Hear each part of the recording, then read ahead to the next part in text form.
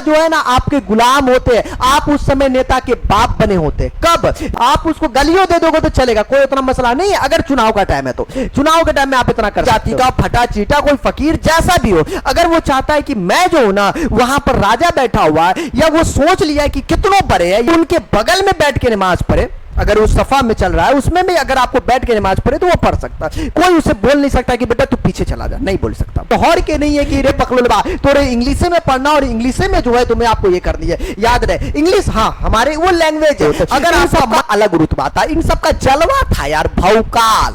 अगर हम जो है ना होती है जो इधर उधर छुछुआता होता है, वो सब जो है कुछ भी उलूल जुलूल बयान दे के जो है ना दंगे भड़का सकता, कुछ भी बोल सकता है। उसको जो है ना कुछ आता नहीं है लेकिन फिर भी ज्ञान दे देगा। बस एक चिंगारी की जरूरत है, ठीक है। यह चिंगारी चाहे मीडिया के द्वारा मिले या फिर किसी लुच्चे लफंगे के द्वारा या किसके द्वारा, तो दंगा हो जाएगा। क्योंकि देखो माहौल जो है ना अभी इस तरीके से बना दिया गया है कि आप एक दूसरे को लोग दुश्मन समझने लगे। ये जो है ना सत्ता से, देखो मैं एक चीज बताता हूं, अगर आप कोई सत्ता में कोई है, अगर आप उससे सवाल नहीं करते हो तो वो क्या करेगा, वो अपने आप को बाप मानने लगेगा, अपने आप को गॉड फादर मानने लगेगा, वो जो चाहेगा वो करेगा अगर आप उसे सवाल नहीं करते हो। क्या इसलिए बाबा साहब ने क्यों कहा कि शिक्षा वो शेरनी का दूध है जिसने पिया है उसने दहाड़ा है। तो ये जो हमें शिक्षा की ताकत है, उसके सामने आप चप्पल पहन के भी नहीं जा सकते थे अगर आप दलित हो तो। आप अगर उनसे छोटे हो, याद रखिएगा उस समय की बात हो रही है अभी की नहीं, कि उस समय जो है आप उसके जो खाट होता, खाट समझते हो, बोलेंगे जी सर खाट समझते, जहां आपको ये होता बैठने वाला होता, उस पर भी नहीं बैठ सकते थे। ऐसा था यार, कुल मिला के जो है ना एक कुत्ते वाली जिंदगी बना के रखे हुआ। यहां पर जो है ना, मैं बुरा मत मानना अगर कोई भी किसी भी पक्ष विपक्ष किसी भी सरकार से हो, मुझे घंटा फर्क पड़ता, मुझे नहीं फर्क पड़ता। लेकिन हाँ ध्यान से मेरी बात सुनना, हमारे देश में क्या दो तरीके से सरकार है। एक तो आपको, हेलो एवरीवन, तो आज के क्लास में हम लोग पढ़ेंगे राजनीतिक शास्त्र, जिसका चैप्टर 1 होने वाला है सत्ता की साझेदारी। दोस्तों ये बहुत इंटरेस्टिंग चैप्टर है और इसमें जो हमें सत्ता के साझेदारी के बारे में जानकारी लेनी है और उसे हमें बढ़िया अंदाज में समझनी है। तो चलिए डियर, ये आपको वन शॉट होने वाला है, मतलब आपको जो है एक क्लास में पूरा का पूरा चैप्टर आपका समाप्त होने वाला है माय डियर। तो सबसे पहले अगर मैं आपको बता दूं तो आपके बुक में तकरीबन जो है इसमें आपको 5 चैप्टर है, 5 ही चैप्टर है, ज्यादा नहीं है, वन शॉट होगा, 5 चैप्टर है, 5 क्लास, खेल खत्म। ओ यार इतना आसान, हाँ गुरु इतना आसान है, लेकिन क्लास आपको रेगुलर और हमेशा आपको देखना पड़ेगा जी, तब हो सकता है ना। हाँ बिल्कुल। तो देखिए, लोकतंत्र में सत्ता की साझेदारी, सत्ता में साझेदारी की कार्य प्रणाली, लोकतंत्र में प्रतिस्पर्धा एवं संघर्ष, लोकतंत्र की उपलब्धियां, लोकतंत्र की चुनौतियां। मात्र 5 चैप्टर है दोस्तों। इस 5 चैप्टर की तो हम लंका लगाएंगे, आप लोग को टेंशन लेने की जरूरत नहीं है। बस आप लोगों को क्या करनी है भाई, एकदम प्यारे अंदाज में देखनी है और क्लास को आपको जोर शोर से शेयर करनी है। फिर अपने अंदाज में मैं आपको समझाऊंगा क्या है सत्ता की साझेदारी। अच्छा एक बात बताता हूं यार, सीरियसली मैं बोल रहा हूं कि भाई बच्चों लोगों को जो है ना राजनीतिक शास्त्र में बड़ा प्रॉब्लम होता है दोस्त, बहुत ज्यादा प्रॉब्लम होता है। प्रॉब्लम ये होता है कि भाई उसे समझने में बड़ा दिक्कत होता है। यार राजनीतिक शास्त्र यार एकदम तेल निकाल देगा गुरु जी, हमें पॉलिटिकल साइंस हमको समझ में नहीं आता, बड़ा महंगा लगता है। देखो मैं एक चीज बताता हूं, पॉलिटिकल साइंस मतलब राजनीति की बात हो रही है, राजनीति को अगर राजनीति के मतलब रियल लाइफ राजनीति से जोड़कर देखो, रियल लाइफ मतलब हमारे पास जो हो रही है, हमारे आसपास हो रही है, हमारे देश में कैसा माहौल है, उस तरीके से सोचो तो बड़ा मजा आएगा पढ़ने में, ठीक है। थोड़ा इंटरेस्टिंग वे में पढ़ोगे तो मजा आएगा, अगर बोरिंग के तरीके से पढ़ोगे तो फिर मजा नहीं आएगा, ये मैं सच बता रहा हूं, ठीक है। तो दोस्तों पहली बात है कि सत्ता की साझेदारी है क्या चीज, ये देखिए सत्ता की साझेदारी या फिर सत्ता में साझेदारी, ठीक है, में या की साझेदारी। देखो इसमें क्या होता है कि पहले आपको लोकतंत्र की पहचान, इसके अंदर मैं बात कर रहा हूं सत्ता की साझेदारी से क्या क्या फायदा होता है। चाहे आपको लोकतंत्र की पहचान की बात हो, हर समुदाय को मौका मिलता है, झगड़े कम होते। बोलेंगे गुरु यार आप ये जो बोल रहे हो मामला हमें समझ में ना आले। एक बात बताइए देसी में, मान ले सत्ता, सत्ता मतलब समझ रहा है ना, राजनीति मतलब आपको जो है जो सत्ता में है, जो जीत चुका है, जैसे हमारे देश के प्रधानमंत्री मोदी जी, उसकी पार्टी बीजेपी। अब उस बीजेपी में अलग अलग जात के, अलग अलग धर्म के, अलग अलग समुदाय के, अलग अलग चीजें, मतलब हर किस्म के लोग वहां अगर पहुंचते हैं उस सत्ता में, उस पक्ष में है, तो सबकी बातें सुनी जाएगी, सबको मद्देनजर रखते हुए काम किया जाएगा। तो मेरे कहने का मतलब है कि लोकतंत्र में हर किसी को शासन में जो है हिस्सा मिलता है, यह तभी पॉसिबल है जब सभी की भागीदारी हो। सिंपल सी बात है। ये कब संभव हो सकता है? जब जो है सभी को क्या हो, शासन में आपको भागीदारी मिले तो आपको ये हो पाएगा।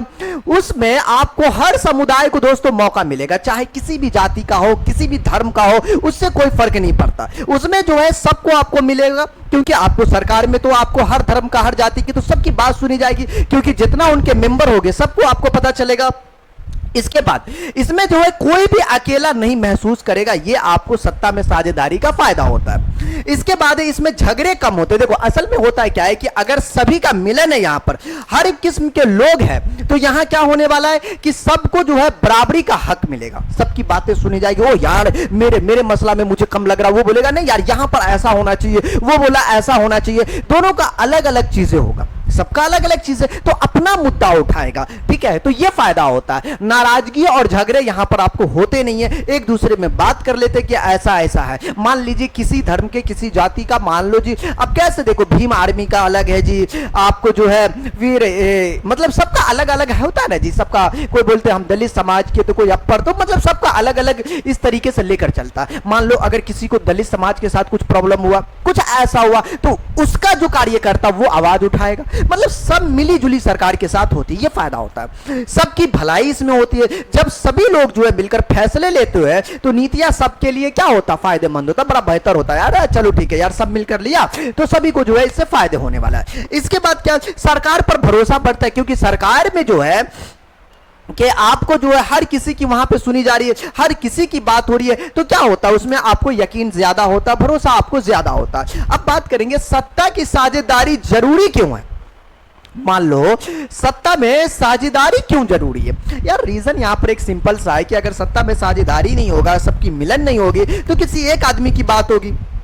जो सत्ता में जो एक कौम के, एक कास्ट के अगर है तो एक ही की बात होगी, बाकी कुछ आएगा अरे यार छोटा तू तो है ये नहीं है, तू तुम्हारा कौन देखेगा, ऐसा मसला हो सकता है। देखिए लेकिन पूरी की पूरी स्टोरी क्या है वो आपको मैं बताता हूं। असल में सत्ता की साझेदारी जरूरी क्यों है, कहते हैं दोस्तों कि आपको सत्ता की साझेदारी इसलिए जरूरी है क्योंकि यह एक ऐसी शासन व्यवस्था को सुनिश्चित करते हैं जिसमें समाज के सभी वर्ग और समुदाय को सरकार के प्रतिनिधित्व और भागीदारी आपको क्या होती है, आपको मिलती है। यह लोकतंत्र का आपको मूल मंत्र, सबसे ज्यादा जरूरी वाली चीज यही है। जहां हर नागरिक की आवाज को महत्व दिया जाता, वहां पर चाहे कोई भी हो, सबकी भागीदारी रहेगी तो सबकी आवाज सुनी जाएगी। अगर जिसकी कमी होगी तो उसकी आवाज कौन सुनेगा जी। इस जमाने में बिना मांगे बच्चे आपको दूध नहीं मिलता, और बिना मांगे तुम जो है अपनी आवाज को मतलब बुलंद कर पाओगे, ऐसा कुछ थोड़ी है यार। और अभी का वक्त तो ऐसा है कि बोलने पर भी जल्दी सुनता नहीं है, तो जरूरी है। इसीलिए इसे सत्ता के जो मूल मंत्र इसको कहते हैं। किसको, सत्ता की साझेदारी को। बेटा ऑब्जेक्टिव में याद रखिएगा, भूलिएगा मत इस चीज को। सत्ता की साझेदारी को किसी भी देश की लोकतांत्रिक और गणतांत्रिक व्यवस्था की रीढ़ मानी जाती है। रीढ़ समझते हो, कैसे बोलते हो बॉडी का, भाई ये रीढ़ क्या है, वैसा ही मानी जाती है। इससे समाज में जो है समानता, न्याय और भाईचारा की भावना बनी रहती है, और जब सभी वर्गों के शासन में भागीदारी मिलती तो वो अपने हितों की रक्षा कर पाते और सरकार पर विश्वास भी बढ़ता है। तो ये होता है भाई सत्ता में साझेदारी जरूरी क्यों है, इसलिए जरूरी है दोस्तों। ये था। अब जो है इसमें आगे हम बात करते हैं। देखिए कुल मिला के यहां पर इसका एक निष्कर्ष निकाल कर दिया है कि भाई सत्ता की साझेदारी समाज में शांति, समावेशी विकास को बढ़ावा मिलता है, जिससे एक मजबूत और सफल लोकतंत्र की स्थापना होती है। ये बड़ी अच्छी बात इसने कही है। देखो यारो, अब यहां पर जो है नैतिक तर्क, नैतिक तर्क का मतलब हो गया यार ईमानदारी के साथ बताना यार, ऐसा कुछ कहते हैं ना जी, अरे इंसानियत के नाते तो होनी चाहिए ना ऐसा, यार इंसानियत के नाते तू ऐसा कर देता, ऐसा कहते हैं ना, मतलब नैतिक तर्क की बातें हो रही है। देखो क्या है, सत्ता के साझेदारी लोकतंत्र की आत्मा, पूछ देता ऑब्जेक्टिव में कभी कभी, लोकतंत्र की आत्मा कौन है, सत्ता की साझेदारी। लोगों की भागीदारी जरूरी है तथा लोग अपनी भागीदारी के माध्यम से शासन में क्या होते हैं, वो जुड़े रहते हैं। लोगों का अधिकार है कि उनसे जो है सलाह ली जाए और प्रशासन की जो है शासन किस प्रकार की हो। ये जो है माय डियर यहां आपको जो है नैतिक तर्क दिया गया। नैतिक तर्क समझ रहे हो, तो ये चीजें मिला हमें नैतिक तर्क। अब दोस्तों इसमें आगे हम बात करते हैं कि अगर नैतिक तर्क तो हो गया जी, ये हमें जरूरी है। बात कीजिए दोस्तों सत्ता की साझेदारी की आवश्यकता। देखो दोस्तों आवश्यकता की अगर बात हो रही है तो यहां पे आवश्यकता कैसी आवश्यकता, देखो यार आवश्यकता मतलब होता है जरूरी, है ना, जरूरी। अब देखो यहां पर है कि सत्ता की साझेदारी का लोकतंत्र का मूलभूत तत्व है।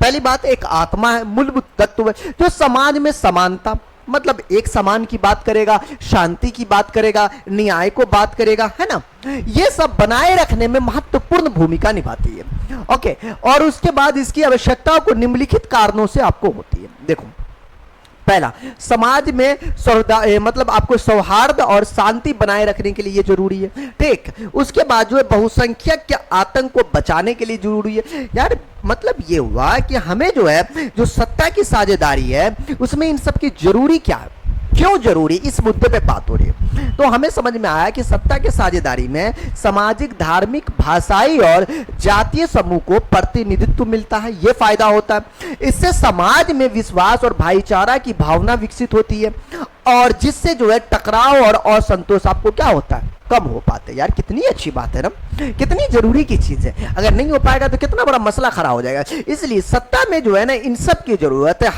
हर धर्म, हर जाति, हर समूह की जरूरत है भाई। सबकी साझेदारी रहेगी तो सबकी बात सुनी जाएगी। तो ये है सत्ता की साझेदारी। बहुसंख्यक, आप बोलेंगे सर ये बहुसंख्यक चीज क्या, देखो एक होता है अल्पसंख्यक। अल्पसंख्यक का मतलब ये हुआ और बहुसंख्यक का मतलब क्या हुआ। बोलेंगे कि हमारे देश में जो है सबसे ज्यादा आबादी किसकी है, तो बोलेंगे सर हिंदू धर्म की सबसे ज्यादा आबादी है। जिसकी आबादी ज्यादा है उसे कहते हैं बहुसंख्यक, ठीक है। और उसके बाद जितने भी आपको धर्म है, जितने भी आपको मुस्लिम हो गया, सिख हो गया, ईसाई हो गया, जैन, बौद्ध, ये सब जो है अल्पसंख्यक है ना, हिंदू के कंपैरिजन में, क्योंकि हिंदू सबसे ज्यादा यहाँ। ये हो गया। अब देखो होता क्या है कि सत्ता में अगर सब लोग हैं, अल्पसंख्यक वाले, बहुसंख्यक वाले, जो है हर जाति के, हर समूह के, हर भाषाई के लोग हैं, कितना बड़ा फायदा होता है। किसी भी लोकतांत्रिक में बहुसंख्यक वर्ग का जो है ना वर्चस्व हमेशा अल्पसंख्यकों के अधिकारों के खतरे में आपको डाल सकता है, क्योंकि उनकी आबादी कम है, उनकी आबादी ज्यादा, तो हो सकता है उन पर दबाव हो, उनको जो है परेशान किया जाए। इससे बचाने में बड़ा मदद मिलती है। और सत्ता की साझेदारी से यह सुनिश्चित किया जाता है कि कोई भी समूह सत्ता पर अधिकार, एकाधिकार न जमा सके और सभी को जो है समान अधिकार मिले। क्योंकि अब देखो, अब मान लो कि सत्ता में वो है, अब वहां पर जो है वो अल्पसंख्यक वाले समूह के कोई आदमी नहीं है, अब सत्ता में वो खुद बाप बन के बैठा हुआ है। अब सोचो अगर कोई नहीं है ना कोई बोलने वाला है तो वो क्या करेगा, कुल मिला के बहुसंख्यक वाले जो होंगे उनके तरफ झुक जाएंगे, उनके तरफ बात हो जाएगी, है ना। लेकिन अगर वो हर जाति के, हर अल्पसंख्यक वाले लोग वहां पे बैठे हुए हैं, सबकी बात सुनी जाएगी, सब आवाज उठाएगा तो प्रेशर बना रहेगा। ये फायदा। लोकतंत्र की आत्मा की सम्मान, यार लोकतंत्र की आत्मा की सम्मान, यार बहुत बड़ी बात इसने कह दी है। बोलेंगे सर कौन सा बात कह दिया, देखो इसने जो कहा है कि लोकतंत्र की आत्मा की सम्मान, इसका मतलब है लोकतंत्र का अधिकार ही जनता की भागीदारी और उनकी क्या है, आवाज है। लोकतंत्र में क्या होता है, क्या कहते हैं लोकतंत्र, लोकतंत्र जनता के लिए, जनता के द्वारा क्या होती है, सरकार चुनी जाती है। लोकतंत्र में होता है ना जी ये चीजें। लोकतंत्र में हर आदमी की आवाज सुनी जाती है, हर आदमी की। हाँ, अब ये मत बोलना है कि सर उसने आवाज उठाया और वो जो है सरकार दबा दिया। ये होता है जब पावर में होता है, तो समझ रहे हो ना, तो सरकारें ऐसा करती हैं, कर भी क्या सकते हो, ये चीजें होती है। लेकिन आवाज उठाना नहीं छोड़ना है जी। जीवन में यही तो चीज, यही तो सिखाती है हमें कि भाई बुराइयों के खिलाफ, जो चीजें गलत हो रही है उनके खिलाफ हमेशा आवाज उठाओ। अगर अच्छा चीज हो रही है तो उनका सपोर्ट भी आप जरूर करें। दोनों काम होनी चाहिए, अच्छा, बुरा है तो बुरा, बोलने का मतलब ये होनी चाहिए।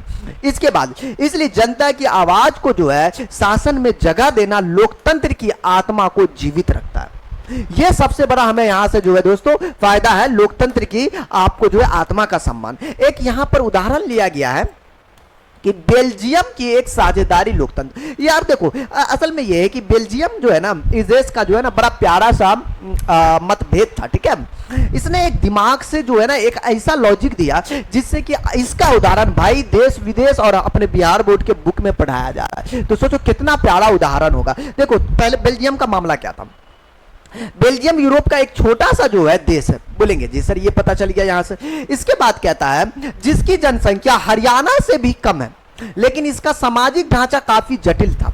इसमें भाषाई विविधता था। देखो धरती पर जो है एक चीज देखना, भाषा की मार हमेशा होता है। तुम देखते हो ना जी, हम बिहारी है, बिहार के लोग जो है दूसरे दूसरे राज्य में जाता है, कभी महाराष्ट्र में, कभी तेलंगाना में, कभी कहीं पर भी, वहां हमेशा जो है ना दोस्त भाषा का चक्कर होता है, उसको भाषा के चक्कर में उसको मारा जाता है, पीटा जाता है। अरे भाई तू मेरे यहाँ पर आया तो मेरे जैसा बोल, मतलब महाराष्ट्र में तो बोला मराठी बोल, वहां है तो ऐसा बोल, ये अक्सर आपको बोला जाता है दोस्तों। इससे क्या है, ये जो है सबसे बड़ा प्रॉब्लम करवाता है, ये आपको भाषा की लड़ाई बन जाती है। ऐसा ही जो है बेल्जियम का प्रॉब्लम था, कहते 59% लोग जो है डच भाषा बोलते थे और 40% लोग जो है फ्रेंच भाषा बोलते थे। मतलब ये मुख्य रूप से क्या हो गया, 60% है तो कुल मिला के ये क्या हो गए, ये बहुसंख्यक हो गए, ये आपको अल्पसंख्यक हो गया, है ना ये चीज है। तो बात किसकी सुनी जाएगी, अगर देखा जाए तो 60% वाला ये ज्यादा आबादी है, लेकिन इससे तो फिर मामला गंभीर हो जाएगा दोस्तों। तो इसके लिए कुछ ना कुछ तो निष्कर्ष निकाला जाए जिससे कि ज्यादा बेहतर हो। माय डियर, यहां पर जो है दोस्तों कि 40% लोग फ्रेंच भाषा बोलते हैं, 1% लोग जर्मन भाषा बोलते हैं, 1% था ये चीज है। राजधानी ब्रुसेल्स में 80% फ्रेंच भाषी और केवल 20% डच। यहां पर 80 मतलब 80% समझ लो, 20% की आबादी कितनी कम हो गई, 80% कौन था, फ्रेंच भाषी लोग थे। अब देखो दबदबा तो हो गया ही, फ्रेंच भाषी मतलब भाषी वाले यार वो 80% है, ये 20% है, मामला ज्यादा गंभीर यहां पर हो जाता है कि भाई कैसे इसको जो है मैनेज किया जाए। मैनेज करने का बड़ा प्यारा प्यारा तरीका जो है अपनाया गया, इसलिए आज इसको मैं उदाहरण के रूप में जो है पढ़ रहा हूं, वरना क्यों पढ़ते जी, कुछ कुछ तो खास बात है तभी तो हम लोग पढ़ रहे हैं यहां पे। देखिए, फ्रेंच भाषी अल्पसंख्यक होने के बावजूद सामाजिक और आर्थिक रूप में अधिक आपको समृद्धि थे, मतलब सामाजिक रूप से, जिससे डच भाषियों में असंतोष फैलने लगा। यार ये थोड़ा सा जो है ना ज्यादा दिक्कत जो है ना, ज्यादा दिक्कत की बात होने लगी बाबू, ये चीजें दिक्कत था। भाषाई तनाव और इसमें मतभेद होने लगा। अब लड़ाई होने तय थी क्योंकि यहां पर 80-20 की बात हो रही है। इसके बाद 1950 से 1960 के दशक में फ्रेंच और डच भाषियों के बीच राजनीतिक और सांस्कृतिक तनाव बढ़ गया, बड़ा तगड़ा। और डच भाषी लोग देश में बहुमत में थे, लेकिन राजधानी ब्रुसेल्स में अल्पमत में थे। राजधानी ब्रुसेल्स में, दोनों जगह अलग अलग है, अलग अलग जगह, तो फिर तो ये होता है, उन्हें असमानता और उपेक्षा के अनुभव होने लगा। अब देखो इस तरीके से जो है लोगों में मतभेद, एक तरीके का देखा जाए तो भाषाई के नाम पर जो है मतलब कुछ इस तरीके से देखा जा रहा था। अब यहां पर से जो है, अब वहां की जो गवर्नमेंट थी, वहां की जो सरकारें थी, बड़े दिमाग से खेल खेला और इन सबको जो है कहीं ना कहीं शांति का पाठ पढ़ाया। देखो किस तरीके से 70 से 93 के बीच जो है 4 बार संविधान में संशोधित किया गया, 4 बार। और इन संशोधनों का उद्देश्य था सभी भाषाई समूह को समान अधिकार देना, चाहे जो भी भाषा हो, कोई मतभेद होना ना चाहिए, भाषा कुछ भी हो, सबको समान की बात होगी और किसी को भी बेगानेपन का अनुभव न हो। सांस्कृतिक विविधता को जो है सम्मान देना चाहिए। नई शासन प्रणाली में देखिए क्या हमको बदलाव मिला और क्या चीजें हमें देखने को मिला। केंद्र और राज्य सरकारों के बीच शक्तियों का स्पष्ट आपको बंटवारा कर दिया गया। केंद्र समझते हो कैसे, हमारे केंद्र में मोदी जी की सरकार है, राज्य में अभी मिलन की सरकार है, नीतीश जी और मोदी जी दोनों की मिलन की सरकार है। तो कैसे राज्य में अलग, केंद्र की अलग सरकार होती है। केंद्र मतलब प्रधानमंत्री वाला, मतलब सेंट्रल की बात होती है। भाषाई समुदाय को विशेष अधिकार दिया गया, राजधानी ब्रुसेल्स की विशेष व्यवस्था किया गया। इसका नतीजा क्या निकला, इतना जब काम किया, इसका नतीजा ये निकला माय डियर स्टूडेंट कि आपको जो है बेल्जियम ने यह साबित कर दिया कि विविधता में भी एकता और शांति संभव है। हां, ये इनसे साबित हो गया। अगर सत्ता की साझेदारी और समानता को प्राथमिकता दी जाए, अगर दी जाए तो हम जो है दोस्तों इस तरीके के जो आपको भाषाई भेदभाव हो, इनको हम लोग क्या कर सकते हैं, ठीक कर सकते हैं। बड़ा प्यारा तरीका अपनाकर जो है भाई सत्ता की साझेदारी को अपनाया। कहते इसी कारण से दुनिया भर में जो है बेल्जियम की सत्ता के साझेदारी की सराहना की जाती है और इसीलिए जो हम लोग इसे क्या कर रहे हैं, पढ़ रहे हैं। ये तो था बेल्जियम की बात।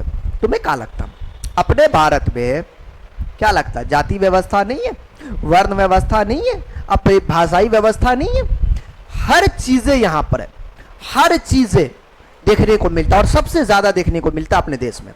अपने देश की बात करते हैं देखिए अभी तो थोड़ा कम देखने को मिलता, थोड़ा बहुत पढ़े लिखल भी है तो थोड़ा सा कम देखने को मिलता, पहले बहुत ज्यादा देखने को मिलता था जब बाबा साहब की बात होती थी उस समय बड़ा देखने को मिलता था, है ना। ये चीज है हमारे भारत की बात है। ठीक इसके उल्टा भारत में सामाजिक विभाजन बहुत जटिल है। यहाँ भारतीयों की संस्कृति एवं दक्षिण भारतीयों की संस्कृति में बड़ा अंतर है, पुनः भाषीय अंतराल भी बड़ा है। और आज भी दोस्त, आज भी यही देखा जाता है कि अगर बिहारी जो हिंदी बोलने वाले भाषी है वो अलग किसी राज्य में जाता, उनके राज्य में अलग भाषा बोले जाती है, चाहे मराठी हो चाहे आपको तेलुगु तमिल की बात हो, तो मैंने बहुत बार ऐसा सुना, न्यूज में सुना, देखा है कि यार मारपीट किया है, बोला गया है कि तू क्यों बोलता है, क्यों आपको तमिल बोलते हो, क्यों तेलुगु बोलते हो। ये सब भी बहुत बार दोस्तों देखा गया है ना। तो ये सब चीजें जो है कुल मिला के जो है हमारे देश में भी है और रियल लाइफ में अभी देखने को भी मिलता। अभी महाराष्ट्र का भी अभी कुछ ही दिन का बात है जहां आपको जो है ये देखने को मिला है कि भाई आपको भाषाई के नाम पर जो है पैसे नहीं दिया जा रहा था एक डिलीवरी बॉय को, ऐसा भी मैंने देखा। यार ये सब जो चीजें है ना, ये छोटी मानसिकता और ये जो है ना मतलब लोगों का जो है ना एक विचार जो होता है ना वो बड़ी गंदी चीज है, ये नहीं होनी चाहिए। कहते हैं जातियों के बीच जो है संघर्ष और तनाव की प्रवृत्ति जो है सर्वव्यापक है। अब जो है दोस्तों यहां पर कहते हैं अगर अग्री जातीय एवं पिछड़ी जातियों के हितों में टकराव, दलित एवं पिछड़ी को अपनी अपनी समस्याएं हैं, ये काफी ज्यादा हमारे देश में देखने को मिलती है। कहते हैं बिहार में अभी हाल ही में दलित एवं महादलितों की एक नई पहचान निर्धारित हुआ। इन आपको जो है अंतद्वंदियों के प्रभाव से लोकतंत्र के शासन के विभिन्न तत्वों पर पड़ना आपको स्वाभाविक है। दोस्तों देखिए दलित और महादलित की बात होती है, पिछड़ों की बात होती है, वहां पर क्या होते हैं अपर और लोअर कास्ट से जो है कहीं ना कहीं भेदभाव देखा जाता है।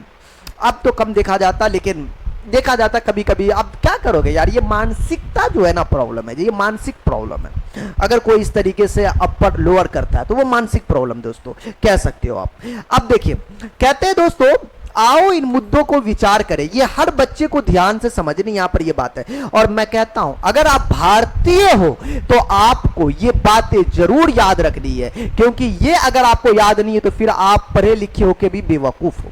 सच बता रहा हूं, ये बातें आपको हमेशा याद रखनी है। हमारे जो है ना पहले नंबर मुद्दा नंबर 1, हमारे संविधान के अनुच्छेद 19 में देश के सभी नागरिकों को स्वतंत्रता का अधिकार है, मूल अधिकार दिया गया है बेटा। अनुच्छेद 19 के तहत हमारे भारतीय संविधान में यह अधिकार दिया गया है कि आप स्वतंत्र हैं, आप जो चाहे वो कर सकते हैं कानून के दायरे में। चीज समझ रहे हो? हाँ, आपकी इच्छा, आप स्वतंत्र हो उस काम को करने के लिए। भारत के राज्य क्षेत्र में कहीं भी निवास करना, बस जाना, कोई वृत्ति मतलब आपको कोई ऑक्यूपेशन जिसको काम की बात है, व्यवसाय कारोबार करने का अधिकार भारत के सभी नागरिकों को प्राप्त है। चाहे आप किसी राज्य में जा सकते हो, किसी भी भारत के कहीं भी जाओ, काम करो, कोई प्रॉब्लम नहीं है। ना भाषा के नाम पर मार होनी चाहिए, ना किसी राज्य के नाम पर कि तुम बिहारी हो, तुम ये हो तो वो हो, यार इस नाम पर नहीं होना चाहिए। ये हमें संविधान अधिकार देता है, ये अधिकार हमें जो है ना अनुच्छेद 19 के तहत हमें मिला हुआ है। ठीक है, ये हमारा अधिकार है जी, हम स्वतंत्र इस चीज से लेकर। ठीक है, ये अधिकार जरूर याद रखिएगा अगर कभी कोई किसी को आपको ऐसा कहा जाए तो। अगर क्योंकि हम भारतीय हैं तो हम कहीं भी और भारत की किसी भी इलाका में बेधड़क बिंदास जा सकते हैं और अपना काम कर सकते हैं। लेकिन फिर भी जो है कहीं कहीं देखा जाता है, लेकिन ये चीजें हमें याद रखनी है। अनुच्छेद 15 कहता है कि इस प्रकार के संविधान के अनुच्छेद 15 के तहत धर्म, वंश, जाति, जन्म स्थान के आधार पर किसी भी प्रकार का आपको भेदभाव निषेध किया गया है। आप किसी को जो है किसी जन्म के नाम पर, किसी के कुल के नाम पर, तुम उसमें जन्मे हो, तुम उस कास्ट के हो, इसके नाम पर बिल्कुल से आपको क्या किया गया, प्रतिबंध लगाया गया। आप भेदभाव नहीं कर सकते हो। ठीक है, अगर करते हुए ऐसा पकड़ा गया तो फिर उनके लिए तो भाई कानून है, तो फिर उनको सजा भी दी जाती है। ये चीज है। अब बात करेंगे इसमें जाति और नस्ल। दोस्तों जाति और नस्ल में अंतर, जाति और नस्ल जो है समान नहीं है, क्योंकि जाति का आधार सामाजिक होता है। क्या होता है, वो समाज से होता है कि आप इस जाति के हो, इस जाति के हो, आप इस जाति के हो। ठीक है, और नस्ल जो होता है वो आपको जीव शास्त्री उसका बोलता है अरे तोरा नस्ले चलता हो, तोरा नस्ले खराब हो, तोरा नस्ले ऐसा करते हो, है ना, ऐसा कहते हैं ना, कभी सुने हो ऐसा बोलते हुए? हाँ, गरिया उड़िया देता है। तो अतः नस्ल के विरुद्ध राष्ट्रीय चेतना भी जीव शास्त्री एवं आपको जो है एवं जो है स्वाभाविक है। दोस्तों ये जो है जाति और नस्ल में जो है ना विभेद की बात है दोस्तों, कि जाति तो हो गया जी आपको सामाजिक, जबकि नस्ल हो गया जीव शास्त्री, मतलब आपको जीव चलते हुए आ रहा उनका नस्ल है तो वो चीज है। इन दोनों में अलग चीज है, ये डिफरेंटेज है, दोनों को आप सेम ना समझे, ठीक है ना नस्लवाद होनी चाहिए न जातिवाद, ये सब आपको प्रतिबंध है। ये हमें संविधान अधिकार दिए हुआ है दोस्तों। अगर किसी को ऐसा हो रहा है तो वो कानूनी रूप से मतलब आपको जो है प्रक्रिया वो कर सकता है। दोस्तों आपको जो है मौलिक अधिकार, ये मौलिक अधिकार हर आदमी को पता होनी चाहिए। मौलिक अधिकार 6 है और 6 मौलिक अधिकार जो है ना सभी को पता होनी चाहिए। पहला देखो मौलिक अधिकार, मौलिक समझ रहे हो, हाँ ये हमारा मौलिक अधिकार जो है समानता का अधिकार, जिसमें आपको अनुच्छेद 14 से 18 में दिया गया।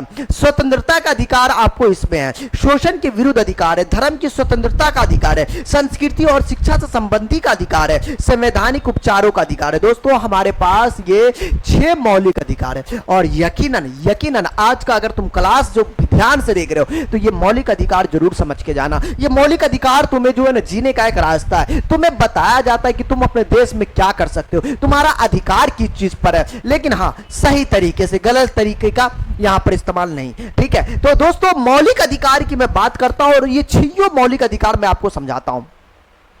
तो देखिए हमारे जो फंडामेंटल राइट्स है, पहला कहते हैं समानता का अधिकार। देखो हमें जो है ना हमारा संविधान अधिकार देता है कि कानून के सामने सभी समान नागरिक है, सभी समान है। अगर कोई जो है ना लेक्चरपंथी किया, कोई कमीनापंथी किया तो आप उसे कानूनी रूप से कार्रवाई कर सकते हो, कानूनी रूप से वो जेल तक जा सकता है, ठीक है ना। हाँ जी, तो ज्यादा नटगोरी नहीं करनी है यहाँ पे। धर्म, वंश, जाति, लिंग या जन्म स्थान से आधार पर कोई भेदभाव नहीं होनी चाहिए, जन्म से ही हाँ जी कोई भेदभाव नहीं होनी चाहिए। अगर होता है तो भाई कानून उनकी जो है सजा देगा। रोजगार के नाम पर समान अवसर मिलना भी इस अधिकार का जो है हिस्सा है। रोजगार पे भी पहले होता था ना जी, पहले क्या होता था, पहले ऐसा होता था कि भाई आप अगर इस जाति के हो, आप अगर लोहार में हो, अगर आप जो है ब्राह्मण से हो, अगर आप क्षत्रिय हो, अगर आप हजाम हो, तो यार आप जिस जाति के हो उसी जाति का आपको काम करनी पड़ेगी। एक आपको ये था, लेकिन नहीं यार अब ऐसा नहीं है। आप कोई भी जाति का किसी में कोई भी काम कर सकता है, इससे कोई पाबंदी नहीं, जिसकी जैसी इच्छा वैसे कर सकते हैं। अगर कोई रोकने की कोशिश करता, कोई हरामी पंथी करता है तो उसे पकड़ के जो है जेल में डाला जा सकता है दोस्तों। तो ये चीजें यहां पर आपको दिया गया, आपको ये अधिकार पता होना चाहिए। इस अधिकार में जो है हमें दिया गया, तो फिर इनका अवसर जो है ना, मतलब इनका जो है अगर कभी ऐसा मौका मिले तो भाई आप कर सकते हो। इसके बाद देखिए स्वतंत्रता का अधिकार। ये स्वतंत्रता का अधिकार बड़ा इंपॉर्टेंट है माय डियर। हम स्वतंत्र है और हम भारतीय हैं, हमारा देश लोकतंत्र है, यहां हम स्वतंत्र है किसी चीज के लिए। देखिए यह एक महत्वपूर्ण अधिकार है कि जो लोकतंत्र को मजबूत बनाता। प्रत्येक व्यक्ति को बिना डर के अपने विचारों को व्यक्त करना, सार्वजनिक जीवन लेने और सरकार की जवाबदेही मांगने की स्वतंत्रता है। यह मैं मानता हूं कि दोस्त ये हमें अधिकार देता है, मैं स्वतंत्रता का अधिकार देता है कि आप अपने सरकार से, आप अपने जो सत्ताधारी आप उससे सवाल कर सकते हैं, पूछ सकते हैं। लेकिन कभी कभी हमें देखने को ऐसा भी मिलता है ससुर के नाते, अगर पूछ लिया जाता है, कुछ ऐसा कह दिया जाता है तो उसे यार कुछ का कुछ कह देता है। बोलते ना यार सत्ता से, देखो मैं एक चीज बताता हूं, अगर आप कोई सत्ता में कोई है, अगर आप उसे सवाल नहीं करते हो तो वो क्या करेगा, वो अपने आप को बाप मानने लगेगा, अपने आप को गॉड फादर मानने लगेगा, वो जो चाहेगा वो करेगा अगर आप उसे सवाल नहीं करते हो। लोकतंत्र ये हमें हक देता है कि किसी को फादर ऐसे नहीं मनाना, बनने नहीं देना, उनसे सवाल करनी है। अगर सवाल नहीं करेंगे तो भाई वो बोलेगा तो भैया मैं ये ऐसे ना ऐसे कर, तू ऐसे कर, एक तरीके का तानाशाह हो जाएगा। तो ये चीज है, तो ये हमें स्वतंत्रता के अधिकार में ये भी चीज हमको मिलती है, ठीक है। सरकार से हम लोग क्या कर सकते हैं, जवाबदेही भी आपको कर सकते हैं, मांग सकते हैं, पूछ सकते हैं, हमारा ये अधिकार है दोस्त। लेकिन कभी कभी ये देखने को मिलता है, ये हमें बहुत बुरा लगता है, ये चीजें नहीं होनी चाहिए। सरकार जो है अभी देखो बहुत जगह ऐसा देखे गया कि अगर सरकार से सवाल कभी पूछा जाता, अब मान लो देखो यहां पर जो है ना, मैं बुरा मत मानना, अगर कोई भी किसी भी पक्ष विपक्ष किसी भी सरकार से हो, मुझे घंटा फर्क पड़ता, मुझे नहीं फर्क पड़ता। लेकिन हाँ ध्यान से मेरी बात सुनना, हमारे देश में क्या 2 तरीके से सरकार है। एक तो आपको अभी जो है बीजेपी है, उसके बाद जो है बीजेपी और एक आपको जो है कांग्रेस है। दो तरीके का, ये आपको विपक्ष में, केंद्र में, और ये आपको सत्ता में। अब देखो पहली बात ये कि ये जो सत्ता में है माय डियर, ये जो सत्ता में है, इनसे सरकार, ये सरकार है ना, इनकी सरकार चल रही है, तो इससे आप सवाल कर सकते हो। सवाल इससे नहीं होगा, सवाल अभी इससे नहीं होगा, सवाल अभी इससे होगा। इससे क्यों होगा? क्योंकि ये सत्ता में, जिस दिन ये सत्ता में जाएगा तो बेटा इससे सवाल होगा। सवाल पूछना, अगर सवाल नहीं पूछेंगे तो ये हमें अधिकार क्यों दे रहा है जी? अधिकार क्यों? हमारा संविधान अधिकार दे रहा, मैं इसे सवाल करूं। अब होता क्या कि अब इससे सरकार से सवाल पूछती है तो इनके जो चाहने वाले, हालांकि वो पढ़े लिखे ना पढ़े लिखे मुझे नहीं पता, इसके जो चाहने वाले वो उसको लगता है कि यार इससे सवाल क्यों पूछ रहा, सवाल क्यों पूछ रहा, क्यों इनसे पूछा जा रहा है। ये सब जो है ना, मतलब एक तरीके का गंदी मानसिकता, या फिर जो कुल मिला के कहा जाए तो भाई आप जो है किसी के प्रति इतने अंधभक्त हो जाओ, इतने अंधभक्त हो जाओ कि कुछ आपको दिखाइए ना दे। मैं आपको बोलता हूं, आप इसका सपोर्ट कर रहे हो करो, कोई दिक्कत नहीं, आप इसका सपोर्ट कर रहे हो करो, इससे कोई मैटर नहीं है, सपोर्ट कर रहा करो। लेकिन याद रहे, अगर आप सवाल नहीं करेंगे, अगर आपने उनको वोट दिया, वो आपके लिए क्या किए, अगर आपने उससे सवाल नहीं करे, नहीं बोले, विरोध नहीं किए, तो एक चीज तो तय है कि वो अपने आप को गॉडफादर मानने लगेगा। और गॉडफादर मानने के बाद समझ रहे हो ना, देख के आओ यार, पूरा यूरोप का राष्ट्रवाद पढ़ लियो। जो अपने आप को गॉडफादर मानता है ना, वो जो है ना, सब नीचे वाले को क्या करते हैं, वो दबाने की कोशिश करते हैं।